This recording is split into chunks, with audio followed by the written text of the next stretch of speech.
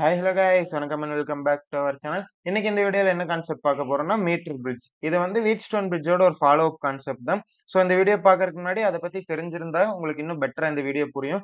ஒருவேளை அந்த கொஸ்டினை பத்தி தெரியல அப்படின்னா நான் ஆல்ரெடி அந்த கான்செப்ட் எக்ஸ்பிளைன் பண்ணி ஒரு வீடியோ போட்டிருக்கேன். ஸோ அதை பார்த்துட்டு வந்து இதை பார்த்தீங்க அப்படின்னா இந்த கொஸ்டின் இன்னும் பெட்டரா அண்டர்ஸ்டாண்ட் ஆகும். ஏன்னா அதோட கான்செப்ட் தான் நம்ம இதில் அப்ளை பண்ணி ஈக்குவேஷன் டிரைவ் பண்ணுவோம். ஃபர்ஸ்ட் டயக்ராம் பார்த்துருவோம். இந்த மீட்டர் பிரிட்ஜ்லயே மொத்தம் 3 பார்ட் தான் இந்த ஹோல் கொஸ்டினும். ஒரு டயக்ராம எக்ஸ்பிளைன் பண்ணி ஒரு கன்ஸ்ட்ரக்ஷன், அதுக்கப்புறம் 2 டெரிவேஷன் பார்ட் அவ்வளவுதான்.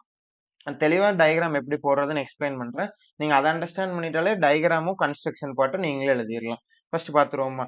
டயக்ராம் கன்ஸ்ட்ரக்ட் பண்றதுக்கு நம்ம ஒரு 1 மீட்டர் இருக்கக்கூடிய ஒரு ஒயர் எடுத்துக்கிறோம். ஒயர் எடுத்து மீட்டர் ஸ்கேல் பக்கத்துல ஃபிக்ஸ் பண்ணிடுறோம். ஏன் மீட்டர் ஸ்கேல் பக்கத்துல ஃபிக்ஸ் பண்றோம்னா நம்ம இதுக்கப்புறம் இதோட லென்த் என்ன, எந்த இடத்துல கண்டக்ஷன் ஸ்டாப் ஆகுது அந்த மாதிரிலாம் செக் பண்ணுவோம். அதுக்காக நம்ம மீட்டர் ஸ்கேல் பக்கத்துலயே வச்சுக்கிறோம்.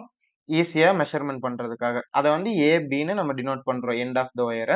சோ அதுக்கப்புறம் அந்த எண்ட்ஸ் ஆஃப் த ஒயர்ல நம்ம ஒரு காப்பர் ஸ்ட்ரிப் பொசிஷன் பண்ண போறோம். அத சியும் டியும் நம்ம டினோட் பண்ணிக்கிறோம். எல் ஷேப்ல இருக்க மாதிரி இன்வெர்டட் எல் ஷேப்ல ஒரு காப்பர் ஸ்ட்ரிப்பை நம்ம ஃபிக்ஸ் பண்ணிக்கிறோம் எண்ட் ஆஃப் த ஒயர்ல.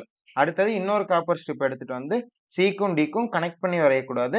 கனெக்ட் பண்ணாம நடுவுல இருக்க மாதிரி நம்ம பொசிஷன் பண்ணிக்கிறோம். பொசிஷன் பண்ணா நமக்கு மொத்தம் 2 கேப் கிடைக்கும். ஒரு கேப்ப G1ன்னு மென்ஷன் பண்றோம். இன்னொரு கேப்ப G2ன்னு மென்ஷன் பண்றோம். சோ இதுதான் பேசிக் ஆஃப் த சர்க்யூட். இதுக்கப்புறம் நம்ம பல கனெக்ஷன்ஸ் பண்ணுவோம். இதுதான் ஆனா கோர் ஆஃப் த சர்க்யூட். ஒரு ஒயரு, காப்பர் ஸ்ட்ரிப், இன்னொரு காப்பர் ஸ்ட்ரிப் கேப் வர மாதிரி இந்த எண்டுக்கு ஒரு காப்பர் ஸ்ட்ரிப் அவ்வளவுதாங்க.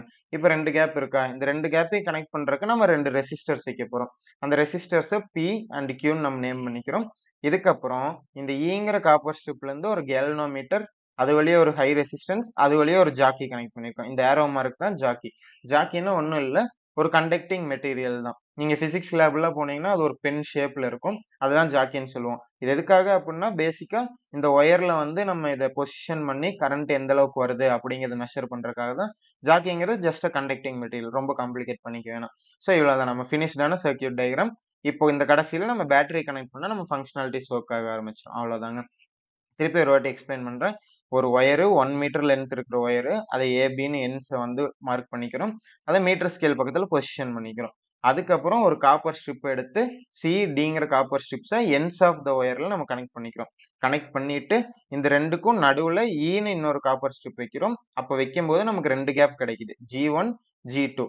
அந்த 2 கேப்பையும் நம்ம கனெக்ட் பண்றதுக்காக P Qன்னு 2 ரெசிஸ்டர் வைக்க போறோம். இது வச்சதுக்கு அப்புறமா ஈங்கிற காப்பர் ஸ்ட்ரிப்ல இருந்து கேல்வனோமீட்டர் வழியா ஹை ரெசிஸ்டன்ஸ் வழியா ஜாக்கி. அந்த ஜாக்கியை வந்து ஒயரை டச் பண்ற மாதிரி இருக்கணும். இதுதான் கம்ப்ளீட்டட் சர்க்யூட் டயக்ராம். ஓகேவா? இப்போ இது ஓரமா வச்சுட்டோம்னா நம்ம ஃபங்க்ஷனாலிட்டிஸ் பார்த்துடுறோம். இந்த L1 L2 என்னங்கிறத நான் இப்போ எக்ஸ்பிளைன் பண்றேன். இப்போ ஃபர்ஸ்ட் வந்து இது வந்து ஒரு வீட் ஸ்டோன் பிரிட்ஜ் மாதிரியே நமக்கு இருக்கு. வீட் ஸ்டோன் பிரிட்ஜை பத்தி தெரிஞ்சிருந்தா உங்களுக்கு நல்லா தெரியும். இப்போ இந்த Pங்கிறத இந்த லெஃப்ட் சைடாவும், இந்த Qங்கிறத இந்த ரைட் சைடாவும், இந்த A2 இந்த ஜாக்கியோட மீட் பண்ற பாயிண்ட் அதையும் இந்த இடத்துல அது வந்து ஆறுங்கிற ரெசிஸ்டரை நமக்கு ஆக்ட் ஆகும். இந்த ஜாக்கிங்கிற பாயிண்ட்ல இருந்து இந்த Bங்கிற வரைக்கும் நமக்கு Sங்கிற ரெசிஸ்டர் ஆக்ட் ஆகும். ஸோ இந்த ஹோலே வந்து ஒரு சிம்பிளிஃபைடு வீட் ஸ்டோன் பிரிட்ஜ் தான். PQ இருக்கு நமக்கு, RSக்கு பதிலா இந்த ஒயரோட லென்த் இருக்கு. இதுதான் நம்மளோட வீட் ஸ்டோன் பிரிட்ஜா. ஸோ வீட் ஸ்டோன் பிரிட்ஜ்ல இருந்து நமக்கு என்ன தெரியும்? P/Q is equal to R/S ன்னு தெரியுமா? இந்த ஜாக்கியை நம்ம கொஞ்சம் கொஞ்சமா மூவ் பண்ணும்போது என்ன நடக்கும்னா ஒரு இடத்திற்கு போனதுக்கு அப்புறம் கேல்வனோமீட்டரோட இண்டிகேஷன் வந்து ஜீரோவா மாறிடும். கரண்ட் வந்து ஃப்ளோ ஆகாது. அப்போ வந்து மீட்டர் பிரிட்ஜ் பேலன்ஸ் ஆயிடுச்சு அப்படின்னு சொல்லுவோம்.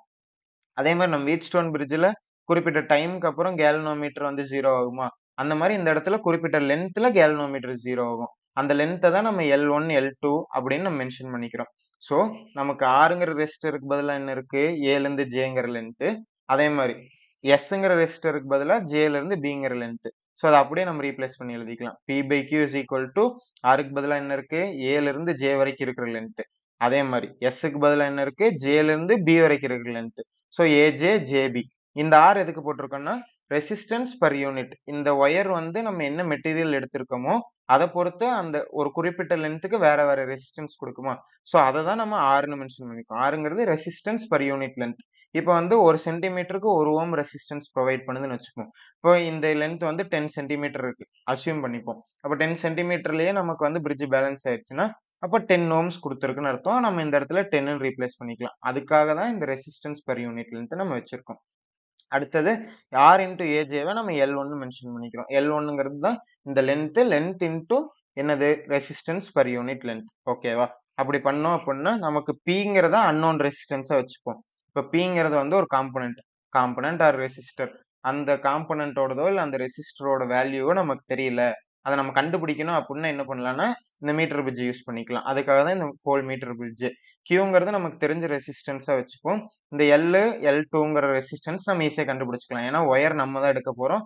அதோட ரெசிஸ்டன்ஸ் பர் யூனிட் லென்த் நமக்கு தெரியுமா? சோ அத வச்சு இந்த L1 தெரியும், L2வும் தெரியும். Qங்கிறது நமக்கு தெரிஞ்ச ரெசிஸ்டர்ஸ் வச்சுப்போம். அப்படி வச்சுட்டோம் அப்படின்னா P மட்டும் தான் இந்த ஈக்குவேஷன்லயே தெரியாது. சோ அந்த P ய கண்டுபிடிக்கிறதுக்கு P is equal to Q into L1/L2. இந்த ஹோலுமே எதுக்காகன்னா Pங்கிறது ஒரு அன்னோன் ரெசிஸ்டன்ஸ். அந்த அன்னோன் ரெசிஸ்டன்ஸோட வேல்யூக்கு நம்ம ஒரு ஈக்குவேஷன் வேணும். அதுக்காக தான் இந்த மீட்டர் பிரிட்ஜ். அவ்வளவுதாங்க. சிம்பிளான கொஸ்டின் தான். ஜஸ்ட் சர்க்யூட் டயகிராம், அதோட கன்ஸ்ட்ரக்ஷன் நாம எப்படி சர்க்யூட் பில்ட் பண்றோமோ அத ஸ்டெப் பை ஸ்டெப்பா எழுதுனீங்கன்னா கன்ஸ்ட்ரக்ஷன் முடிஞ்சிரும். இதுக்கப்புறம் இத நீங்க அப்படியே இந்த டயகிராமும் போட்டுக்கலாம். லுக்ஸ் லைக் எ வீட்ஸ்டோன் பிரிட்ஜ்ன்னு போட்டு பார்க்கறதுக்கும் நல்லா இருக்கும். மார்க் போடுறதுக்கும் அதிக வாய்ப்பு இருக்கு. நெக்ஸ்ட் P/Qங்கிறது நமக்கு வீட்ஸ்டோன் பிரிட்ஜ்ல இருந்து கிடைக்கிறது. டைரக்ட்டா இதுல இருந்து அப்ளை பண்ணீங்கனாலே உங்களுக்கு இந்த ஆன்சர் முடிஞ்சிரும். சோ சிம்பிளா என்னால முடிஞ்ச அளவுக்கு காம்ப்ளிகேட் பண்ணாம எக்ஸ்பிளைன் பண்ண ட்ரை பண்ணியிருந்திருக்கேன். உங்களுக்கு புரிஞ்சிருக்கும்னு நினைக்கிறேன். புரிஞ்சிருந்துச்சுன்னா லைக் பண்ணுங்க, கமெண்ட் பண்ணுங்க. எனக்கு இதே மாரி வீடியோஸ் ஃபர்தரா மேக் பண்றதுக்கு கரெக்ட்டா இருக்கும். ஒருவேள புரியல, புடிக்கல, வேற மாரி சொல்லி தரலான்னு உங்களுக்கு ஏதாவது சஜஷன்ஸ் அண்ட் ஃபீட்பேக்ஸ் இருந்தாலும் அத கமெண்ட் செக்ஷன்ல மென்ஷன் பண்ணுங்க. அத ஃபியூச்சர்ல நான் அட்ரஸ் பண்ணவும், டவுட்ஸ கிளாரிஃபை பண்ணவும் ட்ரை பண்றேன். இதுக்கான மெட்டீரியல் லிங்க் எல்லாமே நான் டிஸ்கிரிப்ஷன்ல குடுத்துருக்கேன். நீங்க டவுன்லோட் பண்ணி படிச்சுக்கலாம். தேங்க் யூ ஃபார் வாட்சிங்.